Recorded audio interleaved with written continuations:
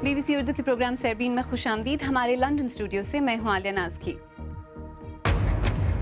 India में किराए की कोख या सरोगेसी का कारोबार उरूज पर है, लेकिन हुकूक निस्वां के अलमबरदार कहते हैं कि कवानीन गैर वाज़ेह होने की वजह से इस्तेहसाल हो रहा है। इसमें बिल्कुल ये नहीं सोचा जाता कि मदर इज़ इम्पोर्टेंट। इसमें हमेशा ये मान के चला जाता है कि the child is important, mother is not. तो मदर की बॉडी के साथ आप कुछ भी कर डालो।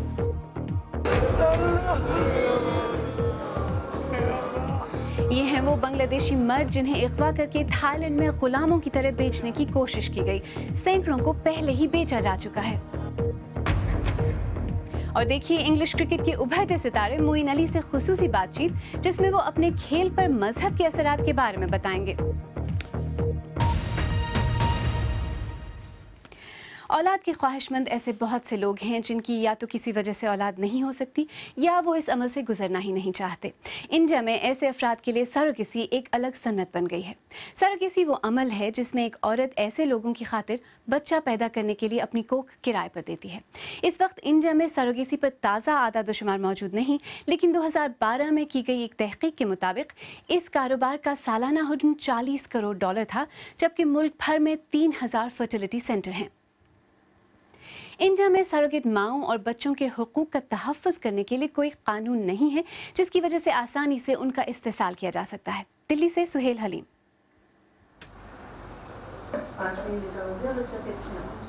ज्योति पहले से ही 2 बेटों की मां है। अब वो फिर हामला है, लेकिन ये बच्चा उनका नहीं है। वो सरोगेसी के जरिए अपने बच्चों का मुस्तकबिल संवारने की कोशिश कर रही हैं। नहीं, इसलिए सोचे कि अगर ये कुछ कर ले, कुछ पैसे हो जाए तो मेरा बच्चे के भविष्य बन जाए, घर द्वार हो जाए। आगे कुछ बच्चे के लिए मैं कुछ करना चाहती हूँ। एजेंट के हाथ में देते। इस क्लिनिक में तो बज़ाहिर सब ठीक है। देखिए, उसका एक्सप्लॉइटेशन ना हो अपने घर से या हमारी तरफ से। 2 तरीके हैं। हमारी तरफ से एक्सप्लॉइटेशन होने का चांस इसलिए नहीं है क्योंकि वकील होते हैं, कॉन्ट्रैक्ट साइन होते हैं और ये इंश्योर होता है कि पैसे बैंक अकाउंट में गए और बैंक से ये खुद ही निकालेंगे और इनके हाथ में आएगा। लेकिन इंडिया के छोटे बड़े शहरों में ऐसे सैकड़ों दूसरे क्लिनिक हैं जहां ज़ाब्तों और उसूलों की हमेशा पासदारी नहीं की जाती।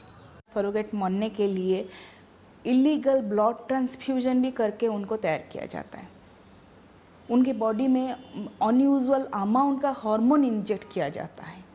इसमें बिल्कुल ये नहीं सोचा जाता कि मदर इज़ इम्पोर्टेंट। इसमें हमेशा ये मान के चला जाता है कि the child is important, mother is not. तो मदर की बॉडी के साथ आप कुछ भी कर डालो। ये अरबों रुपए का कारोबार है और इस्तेहसाल की खबरें गर्दिश करती रहती हैं। लेकिन आखिरकार हुकूमत अब कानून वज़ा करने की तैयारी में है। गैर सरकारी इदारों को उम्मीद है कि इसमें सरोगेट माँ, बच्चे और उसके नए वालिदैन तीनों के हुकूक का तहफ़्फ़ुज़ होगा। प्राइवेट सेक्टर रेगुलेशन होना बहुत ज़रूरी है। प्राइवेट क्लिनिक से उनके ऊपर नियंत्रण होना चाहिए ताकि जो रिक्रूटमेंट या उनको रिक्रूट जैसे करते हैं या पेमेंट को लेकर ये सब हिस्से उसमें क्लियरली लिखना बहुत ज़रूरी है। ये कानून 6 साल से अटका हुआ है। जब तक इसे मंजूर नहीं किया जाता, ये माएँ और किसी और की अमानत ये बच्चे सख्त आजमाइशों से गुजरते रहेंगे। सुहेल हलीम, BBC, दिल्ली। सरोगेसी मौजूदा दौर में बड़ी तेज़ी से बढ़ रही है, मगर तरक्की पजीर ममालिक में इस बारे में न तो बाकायदा रेगुलेशंस हैं और न ही मुनासिब कवानीन। ऐसे हालात में सरोगेट माओं का तहफ़्फ़ुज़ कैसे मुमकिन बनाया जा सकता है? इस पर मज़ीद बात करने के लिए इस वक्त हमारे साथ दिल्ली से बराह रास्त मौजूद हैं इंटरनेशनल फर्टिलिटी सेंटर की डॉक्टर रीटा बख्शी। डॉक्टर बख्शी, सरबीन में खुशामदीद। इंडिया में सरोगेसी बड़ी सन्नत बन गई है। बाहर से इतनी बड़ी तादाद में लोग इंडिया ही क्यों आ रहे हैं? क्या वहाँ रेगुलेशन की कमी एक वजह है? नहीं, मैं ये नहीं कहूँगी कि इंडिया में रेगुलेशन की कमी के कारण लोग इंडिया आ रहे हैं। भारत में शायद सभी को मालूम है कॉस्ट कम है, इसमें कोई डाउट नहीं है, और वो कॉस्ट डॉलर के मुकाबले रुपये की कॉस्ट कम है, इसलिए कम है। दूसरा, यहाँ की जो औरतें हैं मुझे ऐसे लगता है कि वो स्पिरिचुअली इंक्लाइंड हैं, फ़िलोसॉफ़िकल आउटलुक रखती हैं।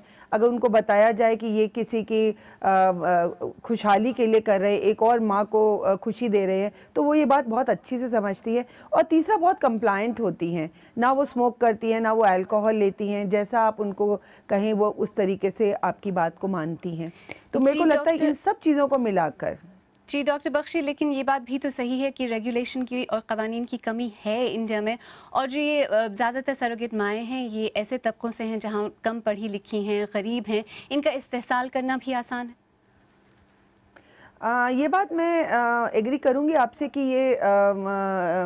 ये औरतें जो हैं ज़रूरतमंद हैं, इसमें कोई ये वाली डाउट नहीं है। मगर मैं ये कहूँगी ये पढ़ी लिखी कम है, नहीं ऐसा नहीं है। काफ़ी औरतें इनमें पढ़ी लिखी हैं, ज़रूरतमंद हैं, ये इसमें कोई वो दो राय नहीं। मगर हम ये कहें कि हम इनका एक्सप्लॉयटेशन, नहीं, ऐसी बात नहीं है।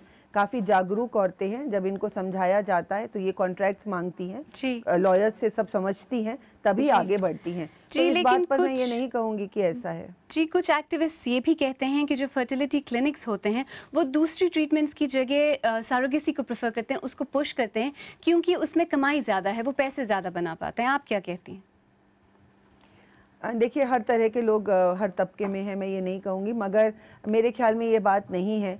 अब ऐसे भी लोग हमारे पास आते हैं जो 12-12, 15-15 IVF साइकिल्स करा कर आते हैं। इस बात को जजमेंटल होना बड़ा मुश्किल है कि आप 2 के बाद रुकिए, कि 8 के बाद रुकिए, कि 10 के बाद रुकिए। तो ये हर आदमी अपने फाइनेंस और अपनी परसिवरेंस के हिसाब से डिसाइड कर पाता है कि वो कितनी बार ट्राई करना चाहता है अपने खुद के शरीर पर। अच्छा, ये बताइए, एक दफ़ा बच्चा हो जाए और माँ के सेहत में कोई कॉम्प्लिकेशंस हो जाए, तब क्या होता है? क्या वो माएँ अपना खुद ख्याल रखती हैं या उनका ख्याल रखा जाता है? हमें मुख्तसरन बताइए। देखिए, हम लोग 6 महीने डिलीवरी होने के बाद तक माँ का ख्याल हम लोग रखते हैं, क्योंकि ज़्यादातर कॉम्प्लिकेशन अगर डिलीवरी से कनेक्टेड होती है तो 6 महीने तक उसका प्रोजेक्शन हो जाता है। और हम लोग खुद भी चाह रहे हैं कि ये लॉ में बनकर आए कि एटलीस्ट कम से कम 6 महीने से साल तक हम लोग हर माँ का ख्याल रखें। दिल्ली से डॉक्टर रीटा बख्शी, हमसे बात करने का बहुत शुक्रिया। शुक्रिया। आइए अब देखते हैं कि सोशल मीडिया सफ़ात पर इस बारे में क्या कहा जा रहा है। तो फैल लिखते हैं, इस अमल के लिए बाकायदा क़वानीन बनने चाहिए, लेकिन मुझे नहीं लगता कि मुल्ला इसकी हिमायत करेंगे। अफनान गुल के मुताबिक रहम मुक़द्दस है, किराए के लिए नहीं। और यासिर मलिक कराची से लिखते हैं, वो माँ भी कैसी माँ है जो इतनी तकलीफ़ों से पैदा होने वाली औलाद को किसी के हवाले कर दे। आप भी चाहें तो फेसबुक और ट्विटर के ज़रिए अपनी राय हमें भेज सकते हैं। आइए अब एक नज़र दीगर अहम मौज़ूआत पर डालते हैं। शाम के सरहदी इलाके कोबानी में दौलत इस्लामिया की शिद्दत पसंदों और कुर्द जंगजुओं के दरमियान जारी लड़ाई पर इस वक्त दुनिया भर की तवज्जो मरकूज़ है। शाम में वाक़ कोबानी का इलाका तुर्की की सरहद से मिलता है, लेकिन तुर्की अपने दरवाजे पर जारी इस जंग में शिरकत क्यों नहीं कर रहा? यही सवाल BBC की चीफ इंटरनेशनल कॉरेस्पॉन्डेंट लीज़ ड्यूसेट ने तुर्की के वज़ीर आज़म अहमद दाऊदलू से इस खुसूसी इंटरव्यू में पूछा। अगर तुर्क फ़ौज कोबानी में मुदाखलत करती है तो मुझे यकीन है कि बैनुल-अक़वामी सतह पर तुर्की को तनकीद का निशाना बनाया जाएगा। हाँ, अगर अमेरिका और यूरोप अपनी अफवाज वहाँ भेजती हैं तो हमें इस पर कोई एतराज़ नहीं। लेकिन अमेरिका और यूरोप पहले ही कह चुके हैं कि वो ऐसा नहीं करेंगे। अगर वो अपनी अफवाज नहीं भेज सकते तो फिर वो क्यों समझते हैं कि तुर्की अपनी फौजें सरहद पर भेजेगा? हमें भी खतरात का सामना है। क्या जहादी और गैर मुल्की जंगजू तुर्क सरहद क्रॉस करके दौलत इस्लामिया के लिए लड़ने जा रहे हैं? तुर्की से जाने वाले जंगजुओं की तादाद बरतानिया से आने वाले जंगजुओं से बहुत कम है। मैंने बरतानवी हुकाम से ये भी कहा कि इनके शहरियों को यहाँ ना आने दिया जाए, जिस पर उनका कहना था कि वो एक जमहूरी मुल्क है। अगर आप ऐसा नहीं कर सकते तो आप तुर्की से ये उम्मीद कैसे रखते हैं? यहाँ तो हर साल 3.5 करोड़ सयाह आते हैं। उर्दन और मिस्र के हसास इदारों का ये मौक़िफ़ है कि तुर्की दौलत इस्लामिया को न सिर्फ वसाइल बल्कि ट्रेनिंग भी फराहम कर रहा है। इस बात का कोई सबूत नहीं कि तुर्की ऐसा कर रहा है। हमने इन्हें सबसे पहले गुज़श्ता साल अक्टूबर में शिद्दत पसंद गिरोह करार दे दिया था, जब दूसरे मुल्कों ने ऐसा नहीं किया था।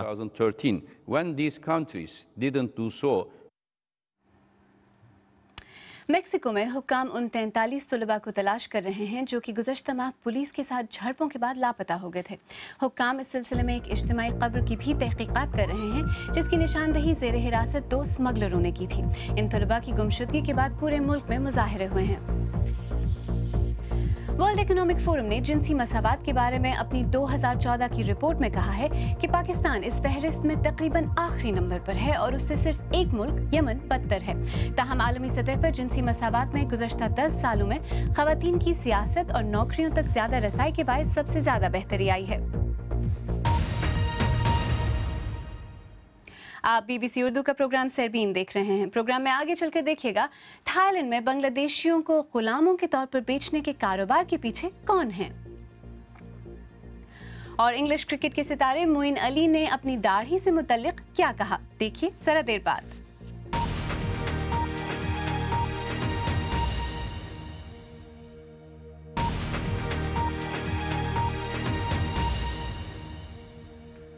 BBC उर्दू के प्रोग्राम सरबीन में एक बार फिर खुशामदीद। मैं हूं आलिया नाज की। थाईलैंड में हाल ही में 134 ऐसे बांग्लादेशी मजदूरों को बाजियाब कराया गया जिन्हें गुलाम बनाकर फरोख्त किया जाना था। इंसानों की स्मगलिंग थाईलैंड का पुराना मसला है, लेकिन ऐसा पहली मर्तबा हुआ है कि सैकड़ों लोगों को बांग्लादेश में उनके आबाई देहातों से अगवा करके यहाँ लाया गया हो। BBC के नामनिगार जॉनथन हेड की रिपोर्ट पेश कर रहे हैं जावेद सुमरो। दौरे जदीद में यह है गुलामों की तजारत की शक्ल। किब्रिया 27 बरस के हैं, मोहम्मद आसिम 25 बरस के हैं, अयूब 3 बच्चों के बाप हैं। बांग्लादेशी मर्दों को अगवा करके थाईलैंड लाया गया ताकि उन्हें जानवरों की तरह बेचा जा सके। इनको गुज़िश्ता हफ्ते थाई हुक्काम ने बाजियाब कर लिया। एक गांव के मकामी लोगों ने थाई हुक्काम को इनकी इलाके में मौजूदगी से आगाह किया था। इन अफराद ने BBC को अपनी नाकाबिल यकीन कहानियाँ बताईं जो ग़ुलामों की मुनज़्ज़म तिजारत का इंदिया देती हैं। इनको अच्छी तनख्वाहों की पेशकश की गई और फिर उन्हें बांध कर एक बहरी जहाज़ के निचले डेक में 300 अफराद के साथ बंद कर दिया गया। 18 बरस के अब्दुल रहीम को इंतहाई तशद्दुद का निशाना बनाया गया, जिसकी वजह से वो चल नहीं सकते। अब्दुल रहीम का कहना था कि उन्हें जंगल में ले जाया गया जहां उन्हें खुराक भी नहीं दी गई। उन्होंने पत्ते खाकर 10 दिन गुजारा किया। अब्दुल मियाँ कहते हैं कि वो अपने घर जाने के लिए बेताब हैं। उनके 3 छोटे बच्चे हैं और वो कहते हैं कि वो अपने बच्चों को दोबारा देखना चाहते हैं। हमें हुक्काम वहाँ ले गए जहाँ इन अफराद को कैद रखा गया था। ये जंगलात से घिरी ऐसी साहिली पट्टी है जो लोगों को छुपा कर रखने के लिए बहुत मौजू है। ये एक बहुत सादा सी जंगली गुजरगाह है जो कि इस इलाके में लोगों को एक जगह से दूसरी जगह ले जाने के लिए इस्तेमाल होती है। इस इलाके में ऐसे कई मकामात हैं जहां लोगों को कैद रखा गया। पुलिस के ज़िलाई सरबराह ने उन निशानियों की जानिब इशारा किया जिनसे पता चलता है कि इंसानों का एक बड़ा ग्रुप यहाँ कई रोज तक मौजूद था। उनके मुताबिक ग्रुप ने कम से कम 2 मरतबा अपना मकाम तब्दील किया और इस दौरान गुलामों की फरोख्त के लिए बातचीत जारी रही। बिलाखिर जब पुलिस ने बांग्लादेशियों को बाजियाब कराया, वो भूख और थकन से निढाल थे। उन्होंने बताया कि वो 3 हफ्तों से ज़ायद वक्त तक कैद में रहे। 60 के करीब दीगर अफराद गायब थे। दुनिया इस कारोबार को तस्लीम नहीं करेगी। मेरा ताल्लुक इसी इलाके से है और हम इस गुलामी के कारोबार को रोक सकते हैं। हमें इसके खिलाफ लड़ना होगा ताकि थाईलैंड को बेहतर जगह बना सकें। पुलिस के सरबराह ने बताया कि वो इंसानों के इस व्यापार को ख़त्म करने का अज़्म रखते हैं। बांग्लादेशियों के बकौल ये शख्स जो उनका गार्ड था सबसे ज़्यादा जालिम शख्स था, लेकिन इस कारोबार में कई दीगर ताकतवर अफराद भी मुलविस हैं। क्या थाई हुकूमत ज़िलाई सरबराह की हिमायत करते हुए उन ताकतवर अफराद के ख़िलाफ़ कार्रवाई करेगी? और इन अफराद का क्या होगा जो बरसों के लिए ग़ुलामी में बेचे जाने से बच गए हैं? अब वो सिर्फ ये चाहते हैं कि अपने घर जाएं। जॉनथन हेड की रिपोर्ट। और आइए अब जिक्र करते हैं क्रिकेट का। इंग्लैंड की क्रिकेट टीम के ऑलराउंडर मोइन अली ने इस बरस समर सीजन में शानदार कारकर्दगी दिखाई। उनकी अच्छी परफॉर्मेंस के अलावा उनकी एक वजह शोहरत उनकी दाढ़ी भी है। वो एक बाअमल मुसलमान हैं और गुज़श्ता दिनों खेल के दौरान गज़ा की आज़ादी से मुतल्लिक रिस्ट बैंड पहनने की वजह से भी खबरों में आए। BBC के अंकुर देसाई ने मोइन अली से उनके खेल और मजहबी सोच के दरमियान ताल्लुक़ के बारे में बात की। मोइन अली ऐसे खिलाड़ी हैं जिन्होंने हालिया अरसे में अपनी शानदार बॉलिंग और बैटिंग और अपनी शख्सियत के जरिए इंग्लिश क्रिकेट में बड़ा नाम पैदा किया है। उनके मद्दाह कहते हैं कि उनकी दाढ़ी से डरो, लेकिन मोइन का कहना है कि उनकी दाढ़ी उनके मजहबी फ़राइज़ में शामिल है और उनकी कामयाबी में उनके अक़ीदे का बहुत अहम किरदार है। मैंने हमेशा अपने मज़हब को अव्वलियत दी है। मैं हमेशा रोज़े रखता हूँ, हमेशा मजहबी फ़राइज़ पूरे करता हूँ। मेरे लिए ये एक सेहतमंद तवाज़न है। कभी कभी क्रिकेटर सिर्फ अपने खेल में मदहोश रहते हैं और वो उनके लिए मसला भी बन जाता है, जिसके बाद वो डिप्रेशन जैसे मसाइल का शिकार हो जाते हैं। आपका अक़ीदा आपके लिए बहुत अहम है। क्या इसके सबब आप ज़्यादा कामयाब क्रिकेटर बन सकें? मैं बिलाशुबा ऐसा समझता हूँ। अगरचे मज़हब मेरे लिए सबसे पहले है, लेकिन इसकी बदौलत मेरी क्रिकेट पर बहुत बेहतर असर पड़ा है। खेल में मैं बहुत पुरसुकून हो गया हूँ। हर एक दिन को मैं एक नया दिन समझकर खेलता हूँ। हर एक गेंद को मैं एक नई गेंद के तौर पर खेलता हूँ। मज़हब ने बिल्कुल मुझे एक अच्छा खिलाड़ी बनाया है।